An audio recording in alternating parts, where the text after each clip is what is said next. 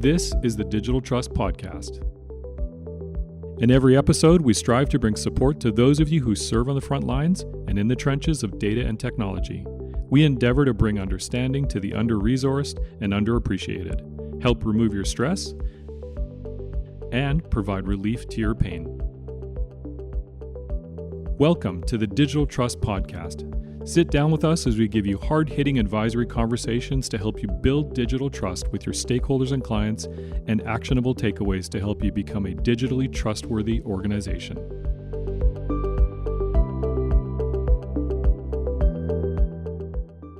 Hello, everyone, and welcome to the next episode of the Digital Trust Podcast. And we have a very special guest and a very special series coming up. So, all the way from the Bay Area, California, is Michelle Dennedy.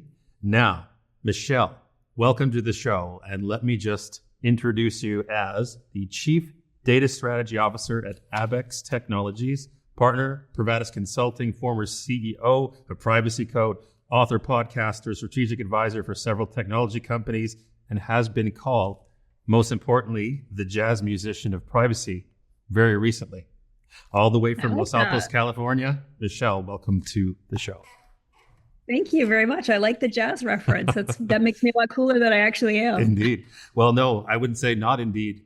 Somebody that was very well known by both of us gave me that reference, and I think it fits very well.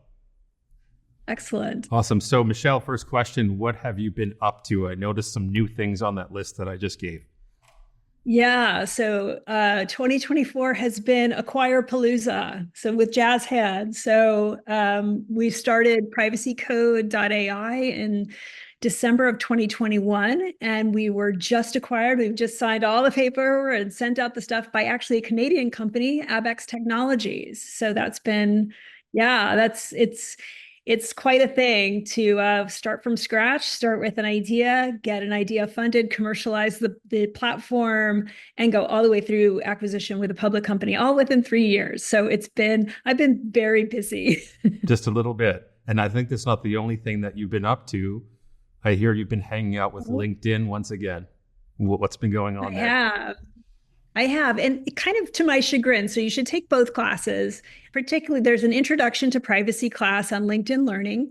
And the first one I filmed was when the entity was Lynda Learning, and they were trying to get themselves sold to LinkedIn at that time. And this is before Microsoft, of course, ate LinkedIn. So we did a class back then, about 7 or 8 years ago. I think it may even been 10. And they actually just came here in my living room and we filmed the class. And then I had a minivan at the time decorated like Scooby-Doo's Mystery Machine.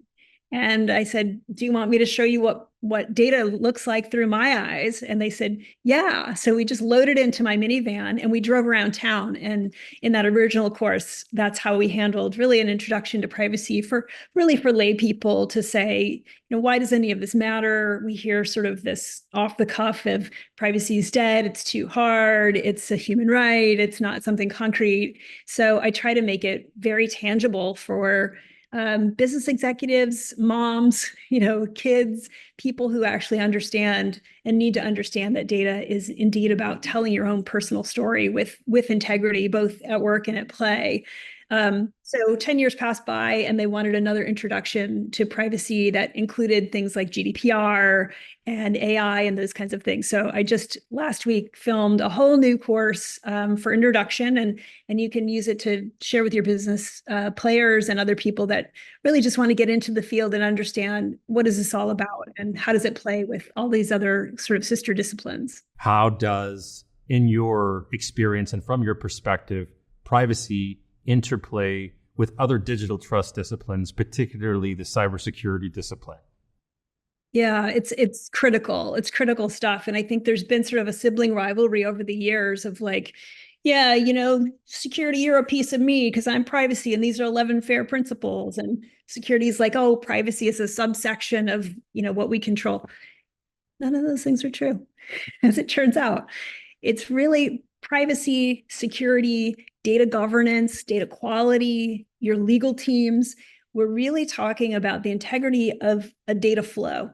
And so if you think about security, and this is a very rough and ready analogy, it breaks down. But if you think about it as plumbing, if I think about it a certain type of a plastic pipe, I can potentially put water through that. I can put some sort of inert subject through that. Maybe I can put some sand, depending on the gauge. But the substance inside, really think about, is privacy. What is the context of information? How is it supposed to flow? What's the expected output? Have we planned that the end of the pipe is going to go into the bathroom and not into the kitchen sink? It matters. To the security person, they're looking for leaks. They're looking for integrity. They're saying, wait, if you're going to use hydrochloric acid, we probably don't want to use plastic pipes. We need to use a different hardening material. So if you think about that system, and it's all about systems thinking, it's what we call at Pravada's Consulting, a wicked privacy or a wicked problem where multi-stakeholders come together. And so the discipline of security has become more and more rarefied and specialized because the threat actors have expanded, as far as our imagination, our technology capabilities have expanded. I mean, we just saw, the pager explosions, which is sort of what I think of as Stuxnet 2 happening in Lebanon, to, physical harm through a cyber attack. That's terrifying. But also these privacy laws have become really, really complicated and very, very specialized, and that's not going away anytime soon. So you really have to take this, what's known as a wicked problem approach, as having multi-stakeholders, understanding that you're going to have a multitude of outcomes for different roles and different perspectives. And how you govern that is not simply wave a magic piece of paper or buy a piece of encryption technology. It really is a system flow, circumstantial, time-bound flow system. Mm-hmm. I like how you interplay the cybersecurity and privacy together as sister disciplines from the outset. And it makes me think about something called cybersecurity by design, security by design, which is less risky and less expensive than trying to bolt it on after the fact. I would imagine that from your perspective, it's no different in the area of privacy. How important is data privacy by design from your perspective? It's so important. I mean, not only is it the law, it's a very expensive thing to get wrong. We didn't have GDPR levels of fines. We see Canada catching up with the level of fines and harms to organizations before. So that's good. We've got a little more stick out there. But really, the most important thing is, in a very data-driven culture, even though we still only have about 60% of the planet is online, on the internet, we still have 40% that's still dark. We have a lot of people, a lot of different cultures, a lot of dependencies in banking, in electricity, in power, in almost every dimension of education, health, that is absolutely dependent upon some sort of a digital, what you know, when you know flow of information. And so when you look at the world through that sort of lens, you can start to understand why it's so critical to build things in as early as possible, to think about things in a systems context. So it's not like, look, I made this beautiful little box and I called my lawyer and they wrote a disclaimer for me. And it's kind of like, take it or lump it.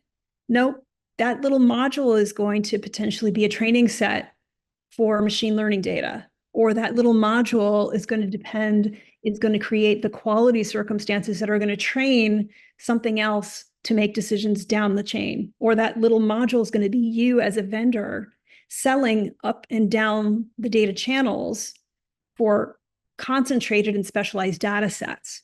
So as the economy gets more and more digital, we have to understand how our practices, what we're building, how we're modifying, and how we're building in even things that I call a moral crumple zone. I stole that from Professor Eilish, but a moral crumple zone, when you're designing in privacy from the beginning, you're not only allowing yourself to be ready for compliance with various laws, you're building in a crumple zone, just like in a car when you're driving along, and there's a space built in so that if you inevitably crash in expected ways, the energy will be directed away from your body.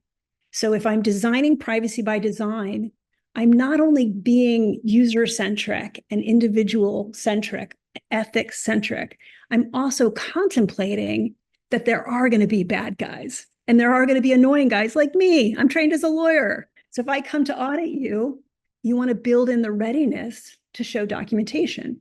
And you know you're going to be fighting like Game of Thrones with your other C-suite players for budget. So I want to build in the capability of metrics and documentation. All of that is involved when you're doing privacy by design and privacy engineering as early in the ideation stage as possible and following it through the entire flow.